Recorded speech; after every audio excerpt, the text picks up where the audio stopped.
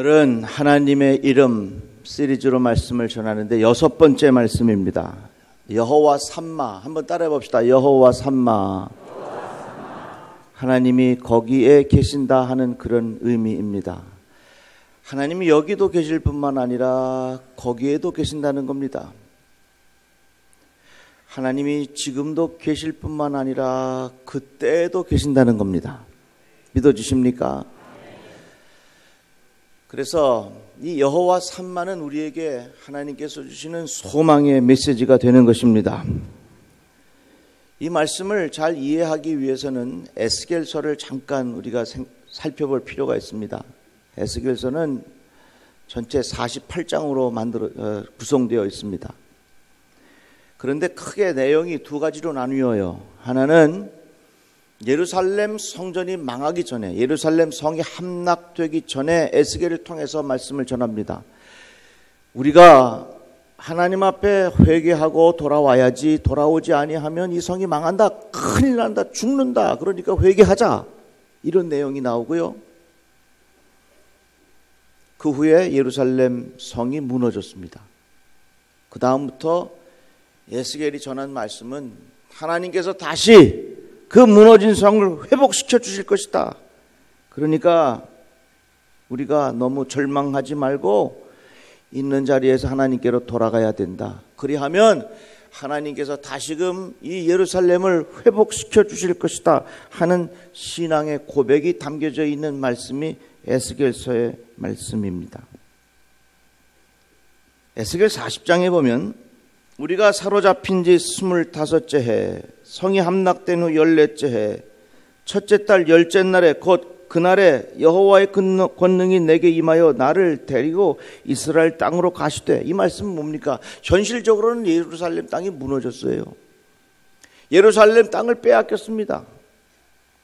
그러나 하나님께서 다시금 그 예루살렘 성을 회복시켜 주실 것이다 하는 소망의 메시지를 전하는 것이 이 에스겔서의 말씀이에요.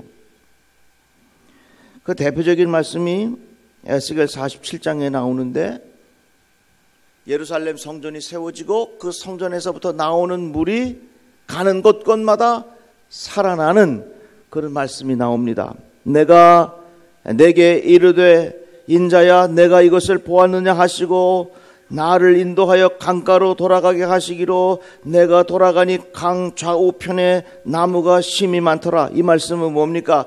결국은 예루살렘 성전에서 나오는 그 물이 흘러가는 곳곳마다 죽었던 땅에 살아나는 위대한 역사가 일어나게 된다 하는 말씀을 에스겔서 47장에 전하고 있는 겁니다. 그리고 그 이후의 말씀을 보면 이제 다시금 우리 이스라엘 백성이 다시 예루살렘 땅으로 돌아갈 터인데 어떻게 하면 그 땅을 각 지파별로 분배할 것인가 하는 말씀이 47장과 48장에 나와 있어요. 그리고 나서 맨 마지막에 하는 말씀이 뭐냐면 우리가 지금 잃어버렸던 그 땅, 우리의 마음의 고향과 같은 예루살렘 그 땅, 지금은 황폐한 땅이 되어버린 그 땅은 우리는 그 성읍의 이름을 여호와 삼마라 부른다, 그 말이에요. 여호와 삼마라고 하는 말은 지금 그 땅은 황폐해져 있고 지금 그 땅은 우리가 버림받은 그런 땅 같아 보이지만 하나님은 거기에 계신다 하는 말씀입니다. 그 성은 함락을 당하고 버림받고 빼앗기고 숱한 상처가 있고 눈물이 있고 아픔이 있고 고통이 있고 괴로움이 있지만 그곳에 이름 붙여졌는데 그 이름을 여호와 삼마라 그렇게 한 것입니다. 우리가 살면서 여러 가지 상실감 경험할 때가 있습니다. 빼앗긴 감정, 실패한 감정, 더 이상 희망이 없는 절망스러운 시간들, 계속해서 눈물만 흐르는 그 아픔들. 그런데 그곳의 이름을 에스겔은 뭐라고 붙였는가? 여호와 삼마, 하나님은 거기에도 계신다 하는 말씀입니다. 예수께서 십자가 못 박혀 죽으신 곳이 골고다 언덕입니다. 골고다라고 하는 것은 해골이라고 하는 의미예요. 그 해골이라고 하는 그곳이 얼마나 험악하고 사람들에게는 무서운 땅이고 두려운 땅이고 가기 싫은 그런 땅이었겠습니까? 그런데 예수께서 십자가에 못 박혀 죽어가면서 그 골고다 언덕에서 외치신 기도, 나의 하나님 어찌하여 나를 버리시나이까, 이런 기도를 드렸습니다. 이 기도는 하나님 정말 나를 버리셨군요, 그런 기도가 아니라 하나님, 내가 이런 버림받은 이런 땅과 같은 곳이지만 이곳에 하나님 함께 하셔서 나를 도와 주십시오라는 기도라는 것입니다. 하나님의 이름 여호와 삼마, 하나님은 거기에도 계신다는 말씀입니다. 우리가 버림받는 아픔이 있는 바로 그 자리에도 하나님 계신다는 말씀입니다. 홀로 남겨진 바 바로 그 자리에도 하나님은 함께 계신다고 하는 것입니다. 내가 고통받는 바로 그 자리에도 하나님이 함께 계신다는 신앙의 고백이 바로 여호와 삼마라고 하는 것이에요. 우리가 살면서 어려운 일을 당할 때 내가 이렇게 버림받았구나 하는 생각 가질 때 있습니다. 그러나 하나님은 거기에도 계신다 하는 여호와 삼마의 은혜가 우리 성도들에게 임하기를 바랍니다. 몇 년 전에 제가 어느 권사님 가정에 신방을 갔습니다. 그런데 그 남편은 교회를 안 나와요. 그 남편이 택시 운전하는 분인데요, 제가 식사하면서 그 남편에게 이야기했습니다. 교회 나오시면 좋겠습니다. 함께 나오셔서 신앙생활 하시면 어떨까요? 그랬더니 이 권사님 남편이 대답하기를, 목사님, 하나님이 내 눈에 뵈면 가깝습니다. 그래. 내가 택시 운전을 하고 온 서울 시내 안 다니는 데가 없는데 아무리 눈을 크게 떠고 다녀봐도 하나님은 없어요. 저기 북한산에 가도 하나님 없고 관악산에 올라가 봐도 하나님 없고, 내가 차를 몰고요 저 상계동 가도 없고 하계동 가도 없고 내발산동 가도 없고 외발산동 가도 없고, 저 소초동 가도 하나님 없고 구로동 가도 없고, 하나님이 도대체 어디 있어야 하나님 만나러 가지요? 하나님 없는데 내가 그 하나님 뭐하러 만나러 교회 갑니까? 저보고 그러시는 거예요. 그 말씀 하시는데 밥맛이 뚝 떨어지더라고요. 그렇다고 뭐 거기서 같이 언쟁을 하면서 싸울 수도 없는 거 아닙니까? 그래도 잘 생각해 보시고 교회 오셨으면 좋겠습니다. 그랬어요. 그런데 몇 달이 지난 후에 그 권사님 남편이 운전하다가 큰 사고가 나가지고 저 신천 세브란스 병원 중환자실에 누워 계셨어요. 급히 신방 와달라 그래서 제가 쫓아갔습니다. 이미 이 속에 있는 장기들이 다 파열돼가지고 회생하기 어려운 상황이었습니다. 그런데 정신은 맑아요. 그런데 그 권사님 남편이 내 손을 꼭 붙잡고 뭐라 그러냐면, 목사님, 하나님이 안 계신 줄 알았는데 하나님이 여기 중환자실에서 나를 기다리고 계셨습니다.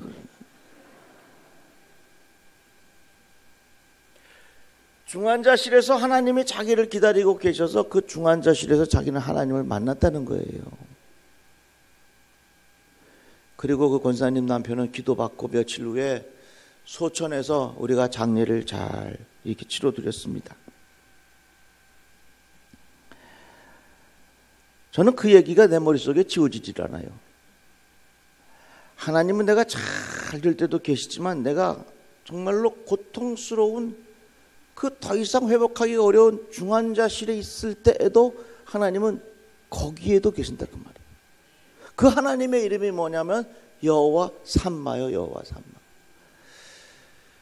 그런데 중환자실이라고 하는 말의 의미는 우리가 잘 생각해 보면 많이 아픈 사람, 회복이 쉽지 않은 사람, 정말로 죽기 직전에 있는 사람, 이런 의미가 그 중환자라는 말 속에 있어요.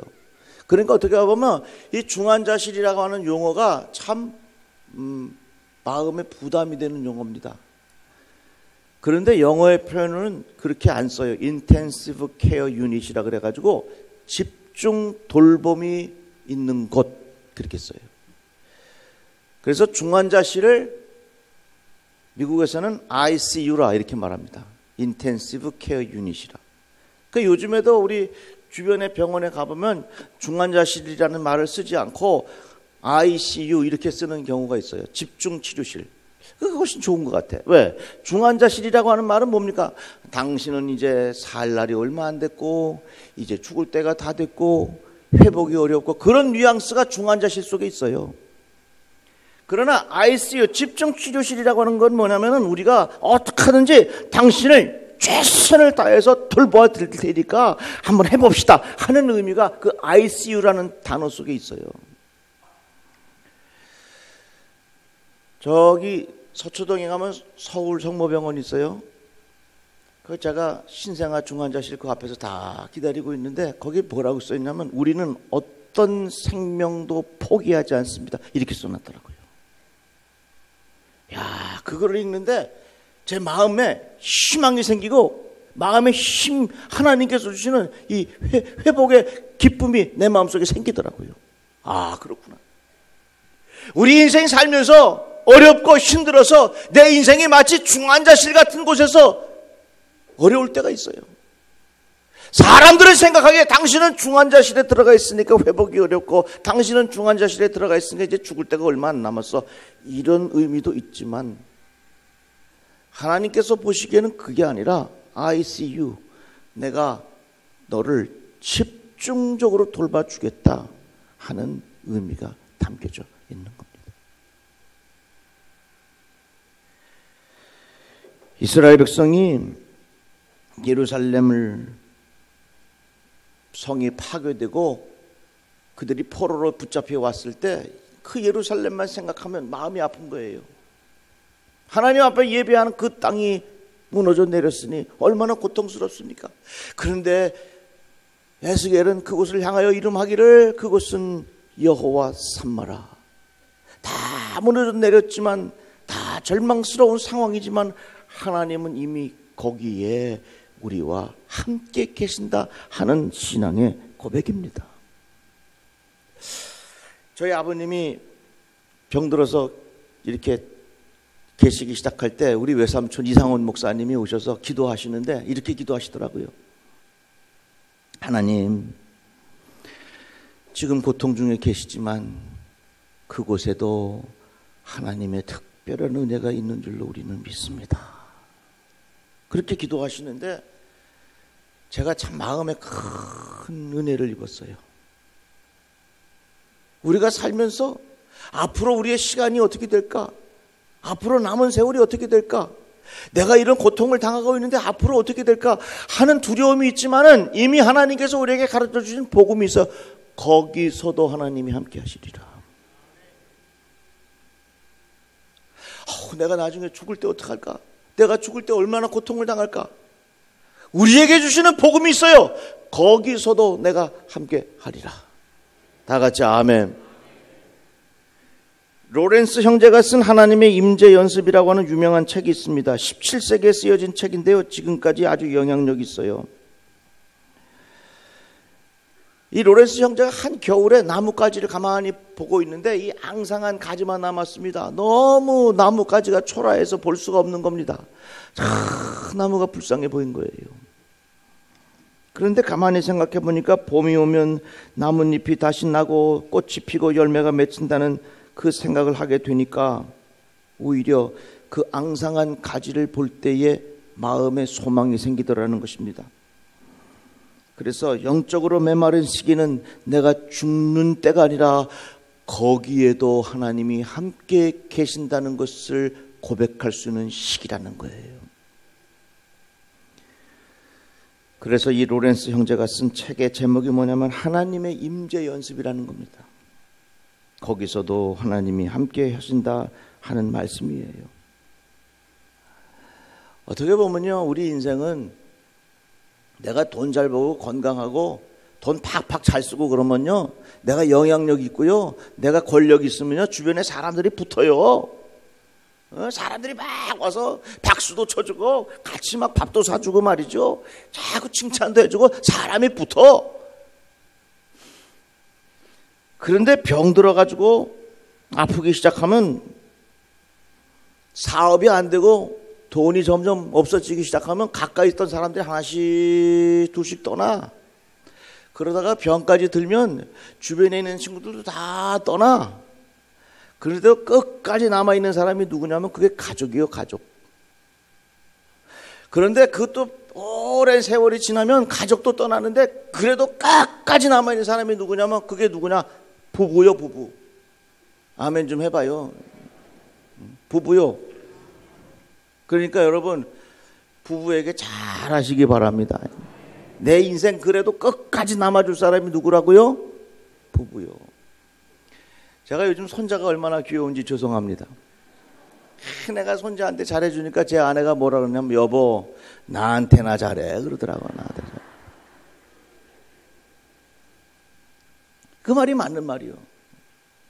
그런데요, 우리 인생은요, 마지막 순간에 되면요, 아무리 부부가 잘해줘도요, 인생은 홀로 남는 거예요. 결국 우리가 이 세상 끝나서 요단강 건너 하늘나라 갈 때는요, 누가 같이 갈 사람 아무도 없어요. 내 인생은 혼자 가는데 그래도 바로 거기에 함께 계시는 이가 있으니 그분이 우리 주 예수 그리스도이신 줄로 믿습니다. 그래서 존 웨슬리 목사님은 숨을 거두기 전날 수많은 사람들과 이야기할 때 뭐라고 이야기했냐면 내 인생에 있어서 가장 좋은 게 있는데 가장 좋은 게 뭐냐? 내가 지금까지 맛있는 거 먹었다, 좋은 집에 살았다, 좋은 옷을 입었다, 내가 권력을 누렸다. 이게 가장 좋은 것이 아니라 내 인생에 가장 좋은 것이 있다면 그것은 하나님이 지금도 나와 함께 하신다는 것이 가장 좋다는 거예요. 그러니까 존 웨슬리 목사님 마음속에는 여호와 삼마, 거기에서도 함께 계시는 하나님의 은혜를 깊이 경험했다 그 말이에요. 시편 139편의 말씀에 보면 내가 하늘에 올라갈지라도 거기 계시며 스올에 내 자리를 펼지라도 거기 계시니이다.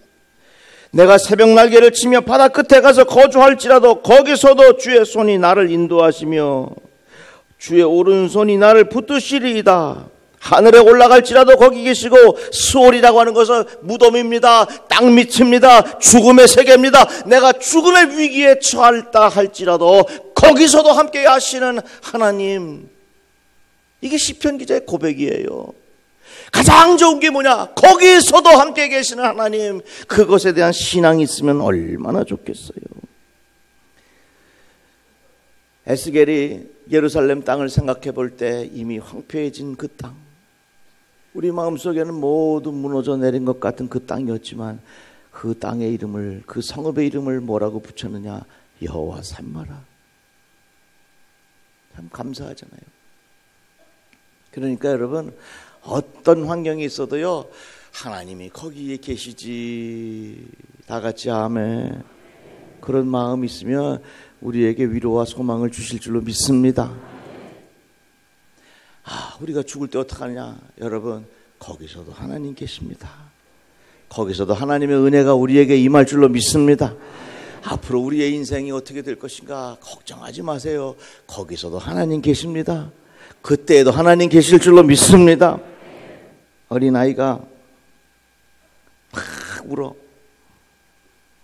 캄캄해지니까 이 아이가 막 우는 거예요. 그러니까 엄마가 얼른 쫓아가서 그 아이를 꼭 끌어안아줬습니다. 그랬더니 이 어린아이가 막 울다가 울음을 끊죠. 왜 울었어? 캄캄해서 울었어. 아니, 엄마가 안아줬다고 갑자기 불이 켜졌나? 아니에요. 그 아이가 운 것은 캄캄해서 운 것이 아니라 엄마가 보이지 않아서 울었던 거예요. 엄마의 느낌을 느끼지 못해서 울었던 거예요. 엄마가 멀리 간 줄 알고 이 아이가 울었던 거예요. 캄캄해서 우는 것이 아니라 엄마가 안 보여서 우는 겁니다. 우리가 인생 살면서 망해서 우는 것이 아니라 내가 망할 때에 하나님이 나를 버리셨는가 해서 우는 거예요. 불치의 병에 걸려서 우는 것이 아니라 이 과정 속에 하나님이 나를 버리셨는가 해서 우는 거예요. 실패해서 우는 것이 아니라 이 과정을 지나면서 하나님께서 나를 버리셨는가, 그것이 의심이 되어서 우는 거예요. 그런데 우리에게 주시는 복음의 말씀이 있는데, 여호와 삼마, 내가 거기에도 너와 함께 있으리라. 다 같이 아멘. 너는 두려워하지 말라. 내가 너를 구속하였고 내가 너를 지명하여 불렀나니 너는 내 것이라. 내가 물 가운데로 지날 때에 내가 너와 함께 할 것이라. 강을 건널 때에 물이 너를 침몰하지 못할 것이며 내가 불 가운데로 지날 때에 타지도 아니할 것이요 불꽃이 너를 사르지도 못하리라. 얼마나 감사한 말입니까? 한번 따라합시다. 거기에도 하나님이 계십니다. 다시 한번 거기에도 하나님이 계십니다. 우리 옆에 분에게 한번 인사합시다. 그때에도 하나님이 계십니다.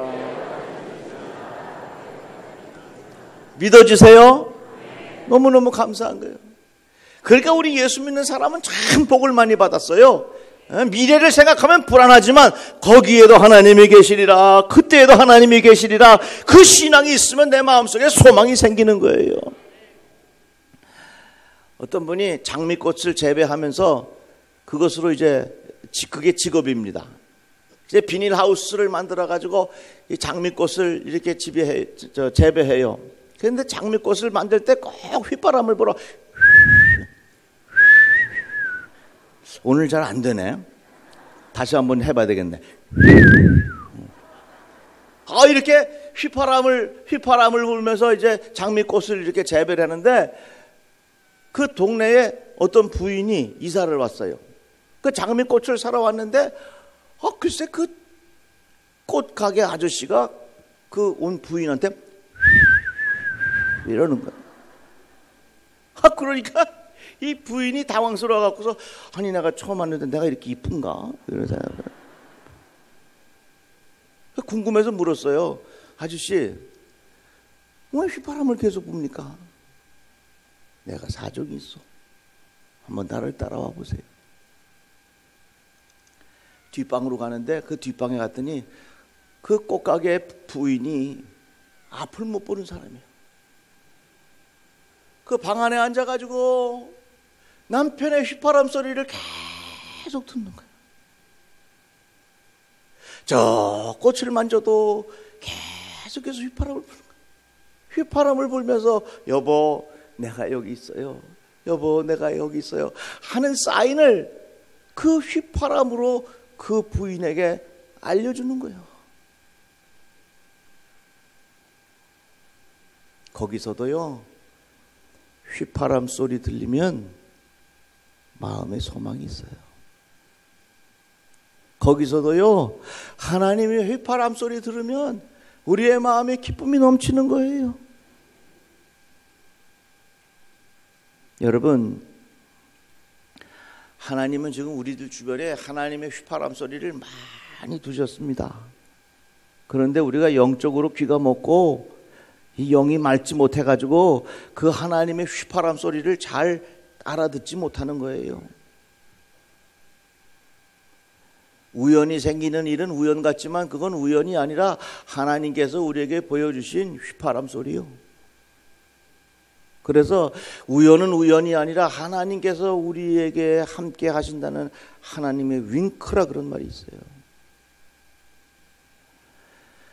이 세상에 많은 사람들이 캄캄해졌을 때에 모든 것을 잃어버렸을 때에 나 홀로 식구들이 떠났을 때에 나 혼자 남겨졌다고 생각할 때에 나는 하나님으로부터 버림받았다 생각하기 쉽습니다.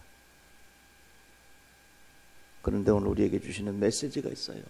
여호와 삼마 내가 거기에도 너와 함께 있으리라. 사랑하는 성도 여러분, 영적 생활 잘 하셔서 캄캄한 중에서도 하나님의 휘파람 소리가 여러분들의 심령 속에 들려지는 은혜가 있기를 주님의 이름으로 축복합니다.